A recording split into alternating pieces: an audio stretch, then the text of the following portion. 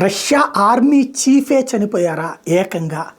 11 రోజుల నుంచి ఆయనకు సంబంధించినటువంటి మిస్టరీ వార్తలు వస్తున్నాయి కానీ చనిపోయాడన్నటువంటిది బయటికి తెలియనియట్లేదు. రష్యా స్పష్టం చేయట్లేదు. చనిపోతే చనిపోయాడని చెప్పడం వీరమరణం కింద అవుతుంది. దాచేస్తామంటే ఒక వీరుడి మరణాన్ని నాశనం చేసినట్టు అవుతుంది. యుద్ధం జరుగుతుండగా ఉక్రెయిన్ చేసిన దాడుల్లో ఆయన చనిపోయాడన్నటువంటి ప్రస్తుతం వస్తున్నటువంటి వదంతులు.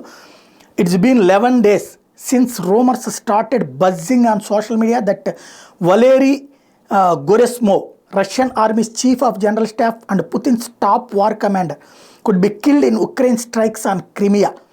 Yet, Russia has not commented on the unconfirmed reports. The speculations began after a Twitter user shared a picture that claimed that Gerasimov was at the Russian headquarters in Sevastopol when the attack took place on January 5th.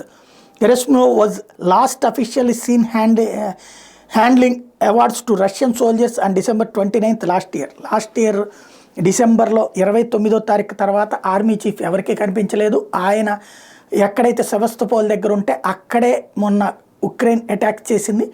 ఆ అటాక్స్లో చనిపోయాడన్నటువంటి ప్రచారం జరుగుతుంది. కాకపోతే ఇట్లాగే ఇంతకుముందు 2-3 అధికారుల మీద ప్రచారం జరిగిన ఆ తర్వాత అధికారులు మళ్ళీ జనం ముందుకు వచ్చి కనబడ్డారు. కాబట్టి రష్యా మీదన ఈ ప్రచారమే ఇది అన్నటువంటి వార్తనుంది. కానీ నిజంగా చనిపోయి ఉంటే కనుక ఆ చనిపోయారని చెప్పడం కరెక్ట్. చనిపోకపోతే ఆయన ముందు నుంచోబెట్టడం ద్వారా ఇలాంటి రోమన్ సృష్టించే వాళ్ళకి షాక్ ఇవ్వడం కూడా మంచి పరిణామం.